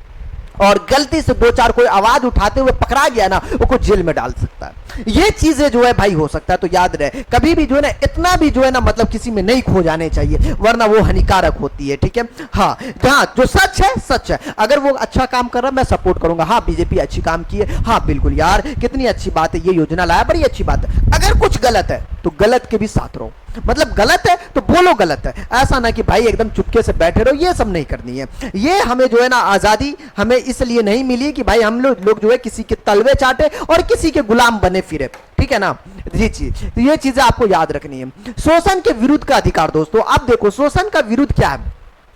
अनुच्छेद 23 मानव तस्करी, जबरन श्रम पर पूरी तरह से आपको रोक है। जबरन आप जो है श्रम भी नहीं ले सकते, मानव तस्करी नहीं कर सकते। अनुच्छेद 24 14 वर्ष से कम उम्र के बच्चों को कारखानों दुकानों में काम करने से यह प्रतिबंध है। आप अगर 14 साल के नीचे के हैं तो आपको यहां पर पढ़ने का अधिकार है, आप पढ़ो। ठीक, आपको ये किसी कारखाने में किसी में आपको कोई काम लगा दिया, कोई जबरदस्ती काम करवा रहा भाई साहब, ये प्रतिबंध। अगर ऐसा करते हुए पकड़ा गए तो फिर आपको उठाया ले जा सकता। ठीक है, तो ये चीजें नहीं होनी चाहिए, ये हमें जो है अधिकार दिया गया। ये देखो हमारा संविधान, देखो किस तरीके से हमें जो है हर पॉइंट पे किस तरीके से दोस्त हमें जो है अधिकार दिया गया। अगर आपको पता नहीं है अपना अधिकार तब दिक्कत है। कहता है धार्मिक स्वतंत्रता के अधिकार की बात कर लेते हैं। धार्मिक स्वतंत्रता कहता है अनुच्छेद 25 से 28 में सभी अपने धर्म को जो है मानने, प्रचार करने और अपनी धार्मिक परंपराओं को अपनाने की स्वतंत्रता है। यहां पर आप किसी भी धर्म के, अगर आपको वो धर्म अच्छा लगा तो आप उस धर्म में जा सकते हो। आपको अपना धर्म छोड़ने का मन है, आप अपना धर्म छोड़ सकते हो। अगर आपको कोई धर्म नहीं मानना है, आपको जो है नास्तिक होना है, मुझे कोई धर्म से लेना देना नहीं, तो आप वो भी कर सकते हो। ये आपका अधिकार है, ये स्वतंत्रता का अधिकार ये आपको देता है कि आपको रहना तो रहिए, स्वागत है। अगर उसमें जाना उसमें स्वागत, इसमें आना इसमें स्वागत, नहीं रहना फिर भी स्वागत है, कोई दिक्कत नहीं है। ये हमें आजादी देती है। अगर ये चीज भी ना पता हो तो भाई घोर अनर्थ है। उसके बाद शैक्षिक और सांस्कृतिक अधिकार, देखो ये भी अधिकार दोस्तों ध्यान से देखिएगा। अनुच्छेद 29 में जो है किसी भी वर्ग, कोई भी वर्ग दोस्त, कोई भी वर्ग, इससे मसला नहीं है, छात्र अपनी मातृभाषा में शिक्षा लेने और अपनी सांस्कृतिक पहचान बनाए रखने का अधिकार है। क्या कहते हैं कि मातृभाषा में आप शिक्षा ले सकते हो। अगर आप हिंदी वासी हो तो आप हिंदी में, आपको कोई ठुटरी पे चौहड़ के नहीं है कि रे पकड़वा तो इंग्लिश में पढ़ना और इंग्लिश में जो है तुम्हें आपको ये करनी है। याद रहे इंग्लिश हाँ हमारे वो लैंग्वेज है, अगर आपका मन है सीखने तो आप सीख सकते हो। इसका मतलब जबरदस्ती नहीं कि तुम्हें इंग्लिश में ही आपको लेनी है। ये सिर्फ जो है ना एक मानसिक प्रॉब्लम समझिए ऐसा। अब हर चीज जो है, अब हमारे यार एक बात बताओ, हम इंडियन, हम भारतीय, अगर हम हिंदी में नहीं पढ़ेंगे, हिंदी में नहीं सीखेंगे तो सब कुछ इंग्लिश में सीखेंगे। हाँ इंग्लिश में जरूर सीखेंगे, लेकिन वो नॉलेज के तहत सीखेंगे, ठोटरी पे चढ़ के जबरदस्ती होके नहीं। ठीक है, इंग्लिश, फ्रेंच, रसियन जो सीखना है सीखो, हमें मसला नहीं है। लेकिन हाँ आपको यह अधिकार है कि आप अपने मदर लैंग्वेज के साथ आप शिक्षा प्राप्त कर सकते हो। ठीक है, ये आपकी अधिकार है, इसको कोई नहीं रोक सकता। ठीक, हाँ लेकिन हाँ आप भविष्य में कुछ आगे कहीं जाकर कुछ काम करना चाहते हो जहां आपको जरूरी है, वहां इंग्लिश की जरूरी, तो आप इंग्लिश लैंग्वेज के रूप में सीखें। ठीक है, इंग्लिश लैंग्वेज के रूप में सीखे। अगर आपको रसिया जाना, रसियन वाला लैंग्वेज सीखना, तो रसियन सीखे भाई, फिर रसियन सबसे बात भी कर पाओगे। तो ये चीजें अब खुश हो गया, आप खुश हो गया, सब खुश हो जाएगा। चलो ठीक है, रसियन को छोड़ो, फिलहाल देखते हैं अनुच्छेद 30 के तहत अल्पसंख्यक जिसकी आबादी कम है उसे अल्पसंख्यक कहते हैं। समुदाय को अपनी पसंद और शैक्षणिक मतलब संस्थान स्थापित करने और चलाने का भी अधिकार है। कोई नहीं रोक सकता, आप अल्पसंख्यक हो चाहे बहुसंख्यक हो, कोई नहीं रोक सकता। अगर रोक रहा है तो ये गलत है दोस्त, ये गलत है। संविधान इसका अधिकार नहीं देता है, बिल्कुल भी नहीं देता। अब ये चीजें हैं, बड़ी प्यारी चीजें, हमारा संविधान देखो कितना चीज का अधिकार दिया हुआ है, लेकिन कहीं ना कहीं इनका भी जो है दुरुपयोग हो जाता है, जो हमें जो है बहुत बुरा लगता है, बहुत बुरा लगता है अगर कभी दुरुपयोग देखने को मिलता है। वैसे 5 उंगली बराबर नहीं है, एक पर एक नमूने हैं और एक पर एक कमीने और एक पर एक तुर्रम खान सब बैठा हुआ है, तो कहीं ना कहीं वो गलत तरीके से उपयोग कर लेता है। और एक पर एक चाटुकार भी है, तो जो चाटुकार का भी प्रॉब्लम नहीं है, मतलब उसकी भी कमी नहीं है दोस्तों। तो ये इसकी वजह से भी आपको देखने को मिल जाता है। तो अब यहां पर जो है संवैधानिक उपचार का अधिकार की हम बात करते हैं। देखिए, यदि किसी व्यक्ति को मौलिक अधिकारों का उल्लंघन होता है तो वह सर्वोच्च न्यायालय अनुच्छेद 32 या उच्च न्यायालय अनुच्छेद 226 पे जाकर अपनी रक्षा कर सकता है। याद रखें, आपके अगर कहीं मौलिक अधिकार को दबाया जाए, उतना में से जो आपने पढ़ा, सुना, जो समझा, उसमें से कोई भी अगर आपको लगेगा कि भाई साहब हमें इसको दबाया जा रहा, हमें यहाँ पे बोलने नहीं दे रहा, हमें यहाँ पे ये नहीं करने दे रहा, तो आप जो है यहाँ पर अनुच्छेद 32 के तहत और अनुच्छेद 226 के तहत आप जाके जो है भाई कोर्ट में आप जा सकते हो, न्यायालय आपको जो है फैसला करेगा। ठीक है, तो ये हमें जो है यहां पर से आपको मिलता है, ये 6ठे नंबर पे। ठीक है, कितनी प्यारी बात है जी, कितना चीज करके दे दिया हमारे बाबा साहब, ग्रेट है, सैल्यूट है सर, सैल्यूट है आपको। इसे संवैधानिक उपचार का अधिकार भी आपको कहा जाता है, इसीलिए जो है संवैधानिक उपचार का अधिकार 6ठा नंबर रखा गया है। अब दोस्तों बड़ा प्यारा सा ये था, और हम जो है यहां पर सुप्रीम कोर्ट से लेकर हाई कोर्ट तक अपन पहुंच सकते हैं इसको लेकर। ठीक है ना, आइए अब दोस्तों आगे इसमें बात करते हैं कि सामाजिक भेदभाव, सामाजिक भेदभाव और विविधता की बात करते हैं। उत्पत्ति, देखो दोस्तों सामाजिक भेदभाव क्या होता है, हमारे समाज में अक्सर देखा जाता है कि भाई साहब व्यक्ति को समुदाय या जाति चुनाव को अपने वंश में नहीं होता है, ये चीजें हैं। इसके बाद जन्म के कारण ही कोई व्यक्ति किसी समुदाय का सदस्य बन जाता है, ये चीज तो पक्का है कि अगर आप जो है इस जाति में पैदा हुए, अगर आप दलित में पैदा हुए, अगर आप क्षत्रिय में पैदा हुए तो आप क्षत्रिय, दलित में पैदा हुए तो दलित हो, तो टैग लग गया जाति से। भगवान ने थप्पा लगा के जरूर नहीं भेजा, लेकिन दुनिया में आने के बाद जरूर एक तरीके का थप्पा लग जाता है, वो दुनियावी थप्पा जरूर लग जाता है जिससे आपको जाति का नाम पड़ता है। दोस्तों उसमें जो है उदाहरण के तौर पर कुछ यहां पर दिया गया, अगर कोई दलित परिवार में जन्म लेने वाले बच्चे हैं, उस समुदाय का स्वाभाविक सदस्य होता है। कहते हैं अगर कोई दलित परिवार में जन्म लेने वाला बच्चा उस समुदाय का स्वाभाविक, मतलब अगर उनका दलित में जन्म हुआ है तो कुल मिला के वो दलित का ही आपको कहलाएगा जी। उसी में आपको स्त्री एवं पुरुष, काला, गोरा, लंबा, नाटा इत्यादि भी जन्म के परिणाम है। अगर आपको छुटका है तो कोई पंटा है, कोई बरका है, कोई कालिकबा है, कोई गोरका है। यार जरूर आप लोग मतभेद करते हो, बोलते हो, लेकिन यार ये सब जो है ना जन्म से, इसमें उस बच्चे का क्या कसूर, किसी का क्या कसूर है, वो तो भगवान की दी हुई है, वो तो प्राकृतिक चीज है। अब उसमें आप या हम कुछ थोड़ी भेदभाव कर सकते हैं यार, लेकिन इंसान करते हैं, यहाँ पर देखने को मिलता है। इसे जन्म आधारित दोस्त सामाजिक विभाजन आपको कहा जाता है। ये बड़ी गंदी चीज है, नहीं होनी चाहिए, नहीं होनी चाहिए, बिल्कुल नहीं होनी चाहिए। इच्छा अनुसार सामाजिक विभाजन दोस्तों, अब देखो कुछ विभाजन इच्छा अनुसार होता है। इच्छा अनुसार मतलब कि आपको जो है जन्म आधारित तो नहीं होते, कुछ विभाजन व्यक्ति अपनी इच्छा से चुनते, जैसे धर्म परिवर्तन करना, नास्तिक बनना, मतलब अब मेरी मर्जी कि मैं जो हूं इस धर्म में रहूं, मेरी मर्जी ना रहूं, मेरी मर्जी तो मैं उस धर्म में चला जाऊं, मुझे वो धर्म अच्छा लगा मैं उसमें चला जाता हूं, मुझे वो अच्छा लगा उसमें तो उसमें चला जाता हूं। किसी को कोई फर्क नहीं पड़ना चाहिए, फर्क नहीं पड़नी चाहिए तो मैं बोल रहा हूं, लेकिन हाँ कभी कभी फर्क पड़ जाता है। लोग जो है ना एक अपने मानसिकता से अलग मानसिकता में चले जाते तो वहां फर्क पड़ता है, लोग जो है दिखवे करते हो क्या से क्या हो जाता है उस समय, तो नहीं होनी चाहिए। ये हमारे जो है संविधान आपको अधिकार देता है। ठीक है, सामाजिक विभिन्नता और सामाजिक विभाजन दोस्तों, ये बड़ी अच्छी बात कही यहाँ पर कि देखो आज के टाइम की तो बात नहीं करेंगे, लेकिन हाँ अभी के टाइम में बहुत कम होता है, लेकिन पुराने हाँ अभी भी जो नेगेटिव ख्याल वाले हैं, जो बेवकूफ ख्याल वाले लोग जो है अभी भी वो सब करते हैं। फिलहाल देखिए सवर्ण और दलित का अंतर एक सामाजिक विभाजन है, क्योंकि दलित आमतौर पर गरीब या वंचित भेदभाव का शिकार होते हैं। दलित की बात किया जाए तो आप बाबा साहब भीमराव अंबेडकर से जो है इतने बड़े संविधान के निर्माता हैं, डायरेक्टली वहीं से बात हो जाती है। तो ये चीजें स्वर्ण आमतौर पर सम्मान और सुविधा युक्त होते हैं, आमतौर पर, हमेशा नहीं। दलित या महसूस करते कि वे अलग समुदाय के हैं और इस तरीके से। तो दोस्तों ये जो है ना सामाजिक विभिन्नता और सामाजिक जो है ना विभाजन में अंतर है। अब कोई हो गए ब्राह्मण कुल में हो गए, कोई क्षत्रिय में हो गए, कोई आपको जो है कोई और अलग जाति में हो गए, कोई आपको दलित में चले गए। मतलब आपको ये तो भगवान की गिफ्ट है कि आप भगवान किस में आपको कहां भेजा जा रहा है। अब इसके चक्कर में कोई आपको भेदभाव करे तो ये चीज है। अब वो वाला वक्त तो चला गया, लेकिन अभी भी कभी कभी आपको जो है देखा जाता है कि भाई साहब पहले के वक्त में जब हम बात कर रहे हैं, जब बाबा साहब का टाइम था, तो दलितों को जो है पानी पीने का भी अधिकार नहीं दिया जाता था। वो वाला वक्त कुछ और था दोस्तों। लेकिन हाँ, मैंने फिलहाल भी कभी न्यूज सुने थे हाल फिलहाल में कि एक बच्चे ने मटका में से पानी पी लिया था, दलित बच्चे थे, तो उसको जो है शिक्षक मारते मारते मार दिया। ऐसे भी हमें कहीं पर देखने को मिला। ये सब जो है मानसिक बीमारी है, शिक्षा की कमी है, अच्छे लेवल पे वो शिक्षित नहीं है, आप ऐसा यहां पर कह सकते हो। तो ये चीज बिल्कुल नहीं होनी चाहिए। दलित या महसूस करते, ये तो हो गया। जब किसी सामाजिक जो है अंतर का जो है महत्व, भाई तू हट जा, दूसरों ज्यादा हो जाता है तो लोग अलग महसूस करने लगते हैं, जिसे आपको सामाजिक विभाजन कहलाता है। इनका डिफिनेशन अमेरिका में जैसे श्वेत और अश्वेत लोगों का सामाजिक विभाजन बहुत रूप से, जैसा हमारे देश में जाति का है, वहां जो है श्वेत और मतलब काले गोरे का बहुत चक्कर है, बहुत लंबे तौर पर, जैसे मार हो जाता, कत्ल हो जाता, ऐसा वाला मैटर है। वो अमेरिका वाली बात है। अपने देश में तो खुद ही जाति व्यवस्था है, तो उसे क्या दूसरे, सब में कहीं ना कहीं कुछ ना कुछ खोज है, कुछ ना कुछ ये है।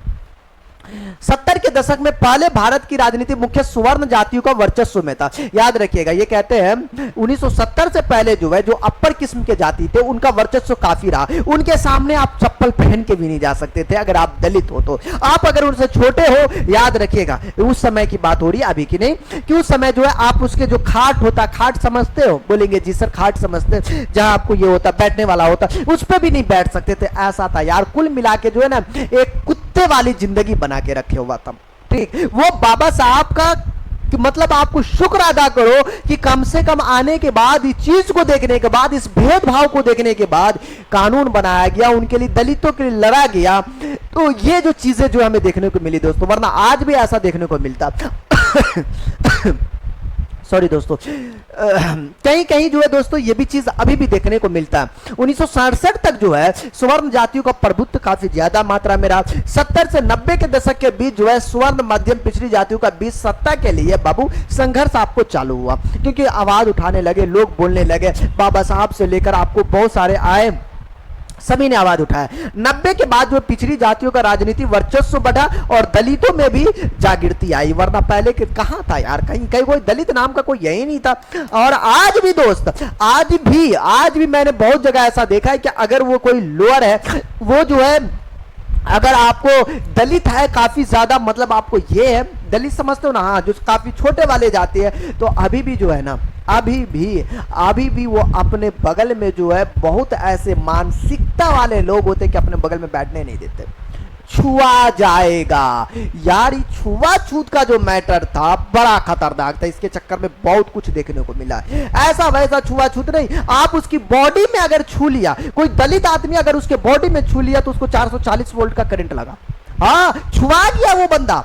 यार ये सब मैटर से भी हमारा भारत उभरा है यार, हाँ, रियलिटी में ये सब मैटर से भी भारत उभरा है। तो ये चीजें दोस्तों, अब कहते हैं सरकार की नीतियों में दलित न्याय और मुख्य विषय बन गया यहाँ पर। तो ये चीज है और ये अच्छी बात हो रही है, कहीं ना कहीं देखने को मिला। और कहीं ना कहीं दलित और जो लोअर किस्म के लोग थे उन्हें भी जो है एक अच्छे मतलब रूप से जो है ऊपर जाने का उनको मौका मिला दोस्तों, ये बढ़िया था। सामाजिक विभाजन में जाति, धर्म और लिंग विभेद के स्वरूप की बात करते हैं दोस्तों। पहली बात होती है जातिगत असमानताएं। देखो, जातिगत असमानताएं का मतलब हुआ कि जाति के नाम पर आपको विभाजन। कहते हैं जातिगत जो है वंशागत, पेशा और रीति रिवाज पर आधारित होती है। जाति समुदाय के लोग जो है समान पेशा करते हैं, एक दूसरे के साथ ही विवाह करते हैं और खान पान इत्यादि भी आपको समान होती है। अन्य जाति के सभी विवाह सांस्कृतिक आदान प्रदान आपको कम होता है। तो ये हो गया जातिगत असमानता, जिसके अंदर आप जिस जाति के हो उस जाति में उस कुल में जो है आपकी शादी विवाह खान पान सब होगा। तो ये सब आपको जो है यहाँ। उसके बाद है वर्ण व्यवस्था। दोस्तों देखो वर्ण व्यवस्था बड़ा व्यवस्था की हम बात करें तो वर्ण व्यवस्था में क्या होता है कि इसमें जो है आपको वर्ण व्यवस्था में जाति समूह जो सामाजिक जो है स्तरों में आपको वर्गीकृत होते हैं। जैसे देखिए हमारे हिंदू समाज में क्या होता है कि आपको ब्राह्मण हुए, क्षत्रिय हुए, वैश्य, शूद्र वर्ण होते हैं ना। अब देखो ब्राह्मण क्षत्रिय ये सब तो आपने सुनने को मिला कि भाई सब ये होता है, इन सब का अलग रुतबा था, इन सब का जलवा था यार भौकाल। अगर हम जो है ना ब्राह्मण और हम क्षत्रिय हम अपर वाले हैं, अगर तुम जो लोअर कास्ट के हो शूद्र हो, याद रखना तुम मेरे सामने बैठ नहीं सकता। इनका जलवा होता था, जलवा। आज का तो पता नहीं, आज बहुत कम होता है, देखने को नहीं मिलता है, लेकिन अब पहले जलवा होता था इनके सामने आप चप्पल पहन के नहीं, चप्पल सर पे रखकर जाएंगे भाई साहब जी, ये जलवा था इनका। तो इस तरीके से जो है वर्ण व्यवस्था भी होता था दोस्तों, और ये जो है झेलना पड़ा, ये जो है शूद्र और सबको झेलना पड़ा। और याद रहे दोस्तों इन सब से जो है, इन सब की वजह से जो है कितने सारे जो है हिंदू समाज के जो लोग हैं इन सब से परेशान होके अलग अलग धर्म को, अलग धर्म क्या कुल मिला के देखा जाए तो मुस्लिम धर्म हुए, इनका सबसे बड़ा योगदान रहा मुस्लिम धर्म को। इसको फायदा मिला, कैसे फायदा मिला? उसमें जो है मुस्लिम धर्म से ये मतलब आपको फायदा मिला, देखा कि यार यहां जो है जाति के नाम पर इस तरीके से नहीं देखा, बहुत कम देखा जाता है मुस्लिम समाज में। यहां पे जाति के नाम पर ऐसे नहीं होता था कि भाई साहब आप तो बैठ नहीं सकता, तू मेरे बगल में नमाज नहीं पढ़ सकता, तू ऐसा नहीं हो सकता। ये बहुत कम देखने को मिला। ये सब जो देखकर जो है ना बहुत सारे हिंदू आबादी जो है, जो लोअर जो थे, वो कहीं ना कहीं आपको जो है मुस्लिम समाज में आने लग गया, वो अपने आप को कन्वर्ट करके मुस्लिम में बन गया। ये चीज को देखते हुए दोस्तों उस समय की बातें हो रही है। तो ऐसा चीजें था, क्योंकि मुस्लिम में जो है बहुत कम मात्रा में जाति को आपको देखा जाता है। वहां आपको ऐसा है कि अगर मुस्लिम की मैं बात कर रहा हूं, अगर आपको एक मस्जिद में पूरा नमाज पढ़ रहा है या फिर नमाज पढ़ने कोई जा रहा, मान लो वो कोई जैसा भी हो, कोई ये नहीं है छोटे बड़ी जाति तो पता ही नहीं चलता, वैसे कोई भी जाति का फटा चीटा कोई फकीर जैसा भी हो, अगर वो चाहता है कि मैं जो हूं ना वहां पर राजा बैठा हुआ है, या वो सोच लिया है कि कितनों बड़े हैं, या वो मस्जिद के इमाम है, इमाम जिसको कहते हैं मौलवी साहब कहते हैं, उनके बगल में बैठ के नमाज पढ़े, अगर उस सफा में चल रहा है उसमें भी अगर आपको बैठ के नमाज पढ़े तो वो पढ़ सकता है। कोई उसे बोल नहीं सकता कि बेटा तू पीछे चला जा, नहीं बोल सकता। किसी की ये हिम्मत ही नहीं कि आपको वो बोल सकता है, बोलने का। ये जो चीजें है ना यहाँ पर आपको सब देखने को मिलता है। तो ये सब भेदभाव जो है कहीं कम देखने को मिला, तो बहुत सारा धर्म जो है इसकी वजह से भी आपको जो है अपनाया गया। तो ये जो चीजें इनका भी जो है ना कहीं ना कहीं, तभी तो देखा भारत में पहले मुस्लिम थे उस तरीके से कुछ थोड़ी नहीं यार, ये सब अलग अलग जगह से कन्वर्टेड सब है ना भारत के लिए मुस्लिम जो है, देखा जाए तो ये चीज है। आज भी मुस्लिम सब में जो है कोई चौधरी लगाते तो कोई कुछ लगाते, कोई कुछ लगाते, देखिएगा बहुत सारे। राजनीतिक प्रभाव की मैं बात कर लूं इसमें, तो पहले सत्ता और उच्च जातियों के हाथ में थी। पहली बात यह है कि सत्ता जो उच्च जाति के लोग के पास थे, धीरे धीरे दलित जागृत हुए, जिसका नेतृत्व समाज सुधारक जैसे ज्योतिबा फूले, भाई ये सब जो है बहुत बड़े बड़े जो है काम किए हैं, मतलब आपको जो है दलितों के लिए। महात्मा गांधी जी, बाबा साहब भीमराव अंबेडकर, पेरियार रामास्वामी ने किया, ये सब मिलकर जो है दलितों का आवाज उठाया दोस्तों, बड़े लेवल पे आवाज उठाया, इतने बड़े लेवल पे आवाज उठाया कि आज जो है वो संविधान तक लिख दिए, और उनके संविधान को मैं आपको पढ़ा रहा हूं और आप पढ़ रहे हो।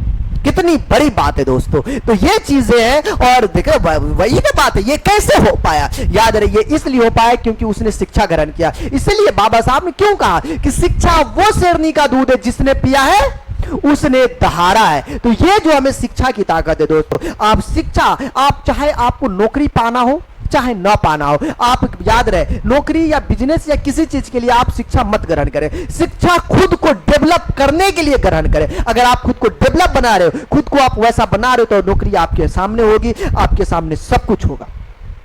तो शिक्षा खुद के लिए आप कीजिए, ठीक है, बाद में जो करना कीजिए। अगर आप शिक्षित नहीं है तो भाई साहब मैं बोल रहा हूं इस दुनिया में जो है, दुनिया में आपका महत्व थोड़ा सा कम हो जाता है। मैं ये नहीं कहता कि जो मूर्ख है वो नहीं, मूर्ख आदमी तो भैया प्रधानमंत्री भी बन जाते हैं, ऐसे भी बहुत सारे हैं। लेकिन हाँ, मैं ये नहीं कहता कि नहीं, उनके भी अच्छे समझ होते हैं, लेकिन जो आपकी समझ होगी वो उनके कंपैरिजन में आप बेहतर होंगे, कितनों भी कुछ कर ले। तो समझ की बात हो रही है। आप अच्छाई और बुराइयों को जो है आप अंधभक्त की तरह नहीं देखेंगे, और आप एक बेहतरीन ढंग से जो है अपने आप को समझेंगे और दुनिया को बताएंगे कि ये चीजें।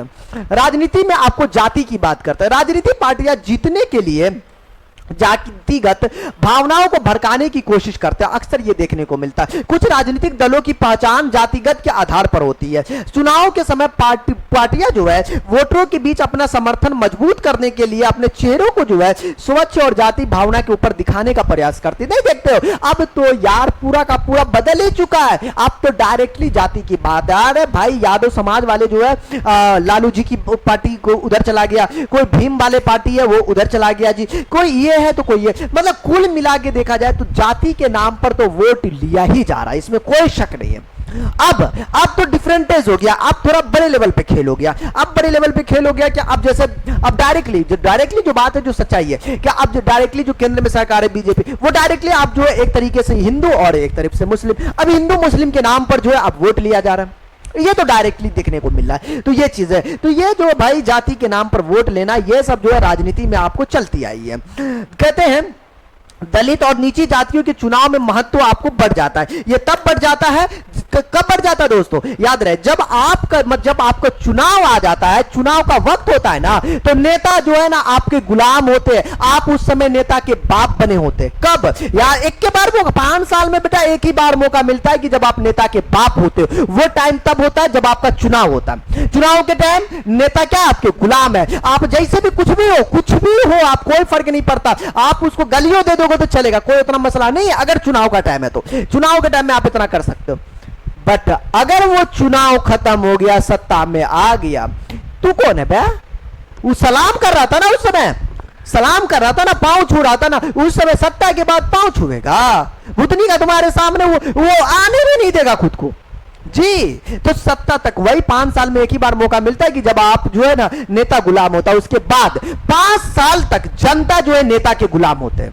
याद रहे, ये जो है भाई, देख रहे हो, ये बड़ी गंभीर स्थिति, ये गंभीर चीज है, ये बहुत बड़ी गंभीर है। क्योंकि आप देखो, जनता भी तो ऐसा है ना जी, जनता भी आप क्या करे, अगर कोई मान लो कोई विधायक है, कोई अब 10 को जनता के सामने आवाज ना बोल ना पाए भाई, बोल ना पाएगा उनके सामने, जी हुजूर ही करता रहेगा। हाँ, ये चीज है। अगर 10 जनता जो है उनके सामने एकदम पूर्ण रूप से अगर बोल पाए, अपना हक समझ पाए, यार ये हमारा गुलाम है, तो भाई कुछ तो बात होगी, अपनी बात को अच्छे से रख पाएगा। तो ये चीजें जो है आपको बहुत कम देखने को मिलता है, क्योंकि जानता बोलेगा तो पकड़ के ठूस देगा यार। तो ये सब दिक्कत जो है देखने को मिलता है। इस प्रक्रिया में नीच जाति जो है आत्म गौरव और स्वाभिमान की जागृत होती है सिर्फ चुनाव के टाइम। इससे जो है इन जातियों में राजनीतिक चेतना और भागीदारी के भी अवसर आपको बढ़ते हैं। ये चीज है। तो दोस्त, राजनीति एक ऐसी चीज है कि वो इंसान को कुछ भी करवा सकती, कुछ भी। ठीक है, तो राजनीति पे जो है ना भरोसा करने का लायक नहीं है दोस्तों। राजनीति कुछ भी करवा सकते हैं इंसानों को। चलिए, और हमारे अब बात करेंगे गांधी जी के विचार के बारे में। धर्म, सांप्रदायिक एवं राजनीति की बात करते हैं, सांप्रदायिकता और राजनीति तीनों की बात करेंगे। तो गांधी जी का विचार है इस पे। गांधी जी ने कहा था, धर्म को राजनीति से अलग नहीं, धर्म राजनीति से अलग नहीं है, नहीं किया जा सकता। इसका मतलब यह है कि नहीं किया जा सकता, मतलब धर्म जैसे हिंदू या इस्लाम या कोई भी हो का आधार बनकर जो है राजनीति की नींव रखी जाए, बल्कि राजनीति का आधार नैतिक हो। मतलब आपको जो है नैतिक का मतलब समझ रहे हो ना, इंसानियत के नाते हो, ईमानदारी के नाते हो, नैतिक मूल्य होना चाहिए। राजनीति धर्म द्वारा स्थापित मूल्य से जो है आपको निर्देशित होनी चाहिए। ये जो थे महात्मा गांधी जी के विचार थे कि भाई नैतिक रूप से जो है आप राजनीति करें, धर्म के नाम पर राजनीति ना करें। हमें तो दुनिया में धरती पे बोल रहा हूं, दुनिया जो भी समझो कि असल में हमें भारत में सबसे ज्यादा अगर कोई हमें सबसे ज्यादा अगर धर्म के नाम पर तकलीफ हुआ वो था पाकिस्तान का बंटवारा। अगर देखा जाए तो 47 वाली अगर बात, उससे पहले वाली जो बात हो गई, या पाकिस्तान का जो बंटवारा है धर्म के नाम पर जो विभाजन हुआ, वो सबसे गंदा बंटवारा था, सबसे गंदा बंटवारा। इसको मैं मानता हूं जी, सभी को माननी भी चाहिए। ये बंटवारा नहीं होनी चाहिए थे। हमारे देश के टुकड़े हो गया ना, ये सबसे बड़ी बात है जी। टुकड़ा नहीं होना चाहिए था। हमें जो है टुकड़े से अब तो कुछ कर नहीं सकते। हाँ, अगर ऐसा रहा तो फिर पाकिस्तान पे भी कब्जा होगा। चलिए, वो तो बात की बात है। सांप्रदायिक दंगे और अल्पसंख्यक की बात करते हैं दोस्तों। कहते हैं एक मानव अधिकार समूह की रिपोर्ट के अनुसार भारत के सांप्रदायिक दंगों का सबसे बड़ा शिकार अल्पसंख्यक के समुदाय होते हैं। जी हाँ, ये सांप्रदायिक दंगे के सबसे बड़े शिकार। सांप्रदायिक मतलब धार्मिक दंगे, धर्म के नाम पर दंगे होता ना जी। आप कोई क्यों कहीं पर जाके कुछ बोल दिया, कोई कुछ बोल दिया, उस धर्म के लोग उसको मार रहा, उस धर्म के लोग पत्थर मार रहा, गाड़ी जला रहा, ये कर रहा, उसको वो मारा जा रहा, उसको वो काटा जा रहा। ये सब कांड जो देखने को मिलता है, इसी को कहते हैं सांप्रदायिक। क्या कहते हैं? सांप्रदायिक कहते हैं। इसलिए अल्पसंख्यकों की सुरक्षा के लिए विशेष संरक्षण की व्यवस्था होनी चाहिए। अल्पसंख्यक मतलब जिसकी आबादी कम है ना। अब जिस जगह पे जिसकी आबादी कम है वो आपको अल्पसंख्यक है, सिंपल सी बात है। तो ये चीज अगर वहां पे दंगा होगा तो जिसका ज्यादा आबादी वो ऑब्वियसली सी बात है वो जीतेगा, वो मार काट करेगा तो वो अल्पसंख्यक वाले मारे जाएंगे। तो ये चीजें आपको देखने को मिलती है दोस्तों। तो ये होता सांप्रदायिक दंगा।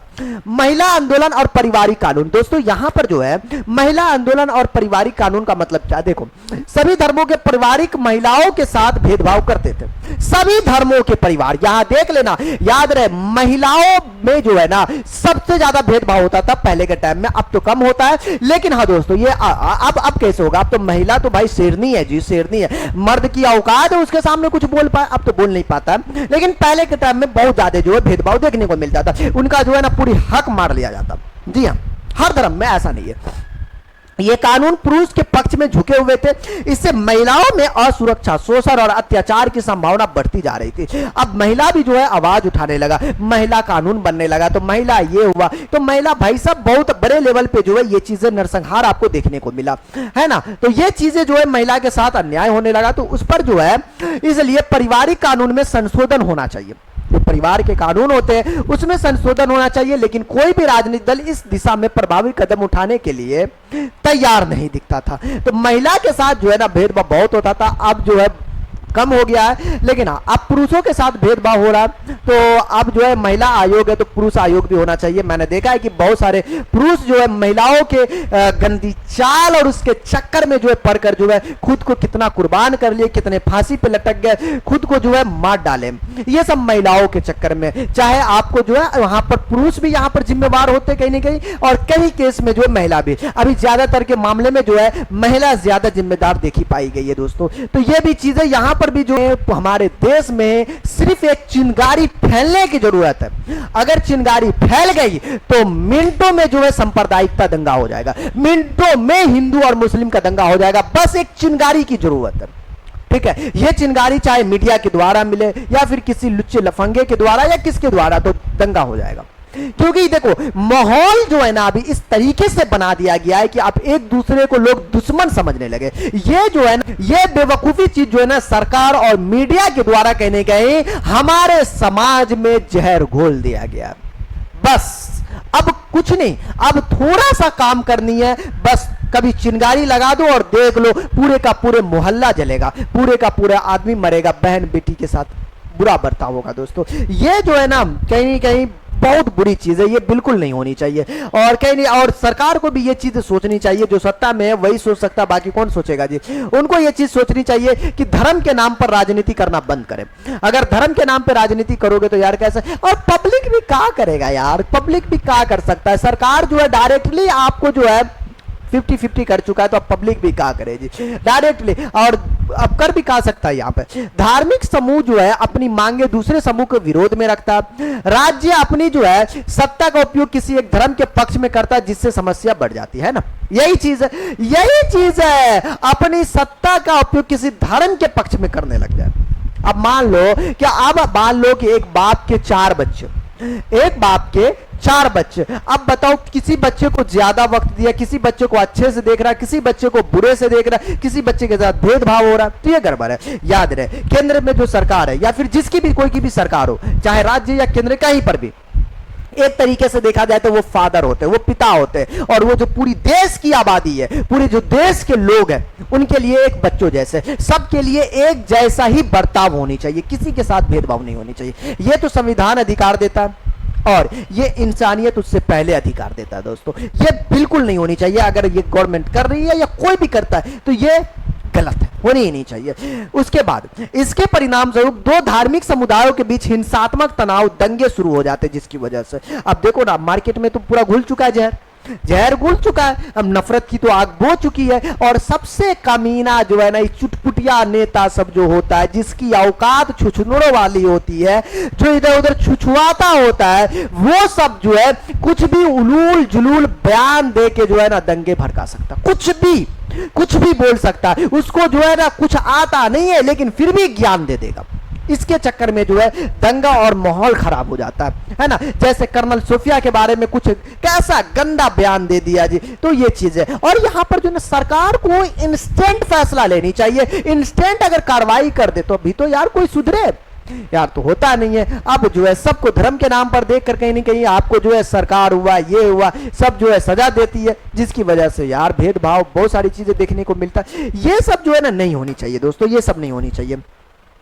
अब देखिए इसके बाद दोस्तों क्या है कि राजनीति में धर्म को इस तरह इस्तेमाल करना आपको क्या कहलाता है, आपको इसी को हम लोग सांप्रदायिकता कहते हैं। ये बिल्कुल नहीं होनी चाहिए, बिल्कुल नहीं होनी चाहिए। अगर सांप्रदायिकता होता है तो माहौल खराब होगा, जिससे क्या होगा, देश में दंगे होंगे। और दंगे होंगे तो मतलब दोनों तरफ से जो है, दोनों तरफ से, एक तरफ नहीं दोस्तों, दोनों तरफ को नुकसान पहुंचता है। और खास तौर पर महिला और बच्चों को नुकसान पहुंचता है। यह दंगों का सबसे बड़ा ये है।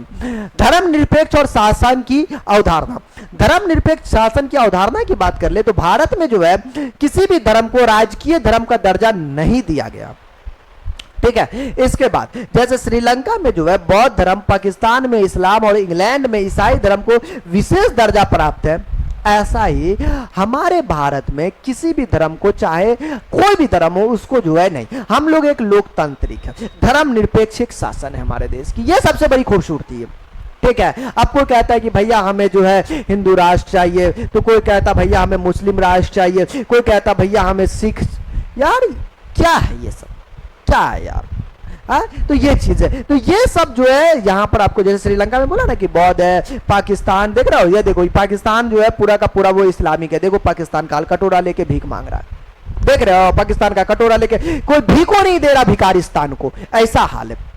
तो ये चीजें, तो ये सब चीजें सब देखकर जो है ना बड़ा दिक्कत है यार। हम लोग जब धर्म निरपेक्ष है, जब हमें सभी को रहने की आजादी, सभी की स्वतंत्रता है, तो इससे बेहतरीन बातें क्या हो सकती है, कुछ नहीं। तो ये चीजें, ये सब जो चीजें है ना, आपको जो है धर्मनिरपेक्ष की अवधारणा में बड़ा गंदा चीजें हो सकता है, ठीक है।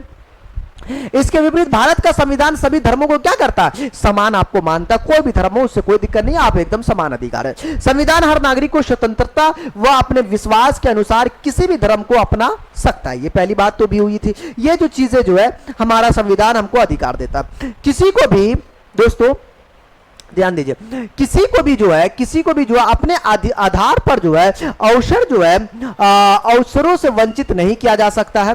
प्रत्येक धर्मावलंबी वाले जो है अपने धर्म का पालन कर प्रचार करने का आपको अधिकार है जी, कोई दिक्कत नहीं है। आप अपने धर्म का प्रचार करें, आप अपने धर्म का प्रचार करें, इससे कोई मसला नहीं है। इसके लिए वह शिक्षण संस्थान स्थापित कर सकता है, चाहे मदरसा हो, मस्जिद हो, मंदिर हो, गुरुकुल हो, चाहे आपको जो भी हो, आप ये कर सकते हो, कोई दिक्कत नहीं है। वो आपको संचालित कर सकता है पढ़ाने के लिए, ये सब करने के लिए। संविधान के अनुसार जो धर्म के आधार पर किसी भी प्रकार का भेदभाव असंवैधानिक है, ये नहीं होनी चाहिए। ये हमारा संविधान जो है अधिकार है और संविधान में ये सब बातें लिखी गई है। अब बात करते दोस्तों लैंगिक मसले और राजनीति के बारे में। ध्यान दीजिएगा ये क्या है। माय डियर, लैंगिक मसले का मतलब हुआ है कि महिलाओं का जो है कार्यक्षेत्र परंपरागत रूप से घर तक सीमित माना जाता है। पहले तो बहुत ज्यादा, आप तो हमारी महिलाएं जो है, आप तो शेरनी है, आप तो वो काम कर सकती है, जो है हवाई जहाज उड़ाओ, पायलट बनो, जो बनना बनो, सब कुछ कर सकती है। पहले ऐसा नहीं था। पहला महिलाओं को जो है ना घर में रखा जाता था, घर से बाहर निकलने का अधिकार नहीं था, हर धर्म में था ये सब चीजें देखने को मिला। धीरे धीरे जो ये सब भी समाप्त हुआ। खाना बनाना, कपड़ा साफ करना, सिलाई फराई करना, बच्चों की जो है देखभाल करना, इसी के लिए, बाकी कुछ नहीं। पुरुष इस महिलाओं को तयशुदा सामाजिक भूमिका मानते थे। अगर पुरुष घरेलू काम करते तो समाज में उन्हें आपको क्या कहते थे, देखो स्त्रैन कहकर आपको ताना मारता था। अगर पुरुष घरेलू का काम कर लिया तो मंगमेरा है, तो ये है, बहुत सारी चीजें आपको कहा जाता था, ये सब चीजें देखने को मिलता था। तो ये जो भेदभाव था महिला मतलब लैगिंग था। लैगिंग मतलब आपको जो है स्त्री और पुरुष का। कुछ कृषि क्षेत्र में महिलाओं की भागीदारी तकरीबन 40% थी। महिला तो घर में रहेगी लेकिन कृषि का काम करेगी। कृषि मतलब खेती बाड़ी, वो सब ठीक है, उसमें कोई दिक्कत नहीं। कुल महिला कामगारों में 75%, पुरुष कामगारों में 53% कृषि क्षेत्र में काम करते हैं। ये चीज है। ग्रामीण महिला में 85% कृषि से जुड़े काम करते हैं, पूरा घर का काम करो, जाके खेती बाड़ी करो, ये सब महिला को जो है देखने को मिलता था, बाकी नहीं। तो ये सब चीजों से भी हम लोग आप तो बाहर आ चुके हैं, बहुत अच्छी बात है। कहते हैं दोस्तों आगे इसमें, आज महिलाएं वैज्ञानिक, डॉक्टर, इंजीनियर, शिक्षक इत्यादि क्षेत्र में सक्रिय है, जिससे जो है कि महिला को जो है एक आवाज मिला, महिला जो है एक बुलंद अब अपनी आवाज कर पाते हैं। राजनीति में भी महिला सीएम है, महिला प्रधानमंत्री बन चुकी है, तो ये चीजें सब कुछ देखने को मिला। स्वीडन, नॉर्वे, फिनलैंड जैसे देशों में महिलाओं की जो सार्वजनिक जीवन में भागीदारी काफी उच्च रही है। हमारा समाज अभी भी पितृ प्रधान और महिलाओं के साथ कई तरह के भेदभाव होते हैं। महिलाओं की साक्षरता 54% है, जबकि पुरुष को जी है 76% है। यार ये जो है ना, ये साक्षरता दर थी। लेकिन भाई और हमारे बिहार में यार चाचा नीतीश जी की तो यार भाई सैल्यूट है जी। पता है उसने महिलाओं को, बच्ची को पढ़ने के लिए कितना बड़ा ये किया, उनके लिए शिक्षा, उनके लिए छात्रवृत्ति, उनके लिए जो है ड्रेस, उनको जो है खाना पीना सब व्यवस्था करवाया गया बेटी को। अब देखो होता था कि पहले क्या होता था पता है जी, क्या आपको ज्यादा ज्यादा 10th 12th तक पढ़ाया नहीं पढ़ाता था। अब जो है सरकार का क्या पता, तुम ग्रेजुएशन अगर फीमेल हो, अगर ग्रेजुएशन करते तो 50,000 रुपया, वो 50,000 रुपया के लालच में ग्रेजुएशन तक बच्ची अब करती है ना, एक तरीके का लालच। लेकिन हालांकि वो पढ़ाई हो रहा है, उनकी पढ़ाई हो रही है ग्रेजुएशन तक। तो ये चीज है, तो गवर्नमेंट कहीं ना कहीं आपको जो है महिलाओं के प्रति ये सब करके जो है उनको आगे बढ़ाया। ये महिला आप देखिएगा चाचा नीतीश जो है उनके सपोर्ट में अक्सर जो है महिला खड़ी होती है। महिला टच से मत नहीं हो सकता, ये वोट उसी को दिया जाता है हमेशा महिलाओं की तरफ से। तो महिलाओं के लिए वो बहुत कुछ किए हैं नीतीश चाचा, याद रखिएगा इनको।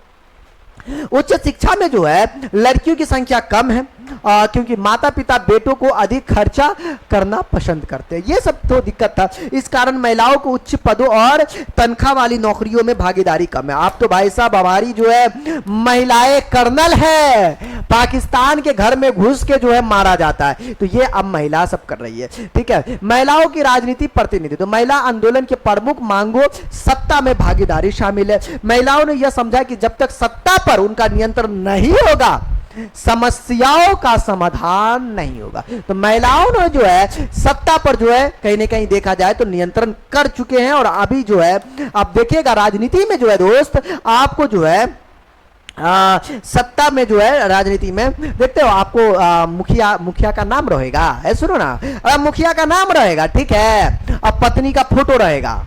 मुखिया में खड़ा होगा तो पत्नी के नाम पे खड़ा होगा, उसका पत्नी, तुमको पता है जी काम भार जरूर वो जो है उसका पति संभालेगा, वो मानते जी, लेकिन पत्नी के नाम पे, क्योंकि जो है उसको जो है क्या मिला हुआ। मतलब आपको जो है राजनीति में जो है सरकार ने महिलाओं को जो है ना काफी ज्यादा जो है बढ़ावा दिया है। और राजनीति में नहीं, हर चीज में एक तरीके से आपको बढ़ावा दिया गया। दोस्तों जो आज का क्लास था वो था राजनीतिक शास्त्र। याद रहे ये राजनीतिक शास्त्र जो था चैप्टर 1 था, सत्ता की साझेदारी।